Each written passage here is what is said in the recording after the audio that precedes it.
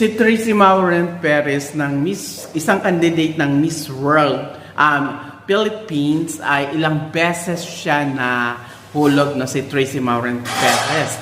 Iyan nga napanood ko ngayon at yan din po ay nag-viral na unang nahulog yan talagang grabe ang bagsak.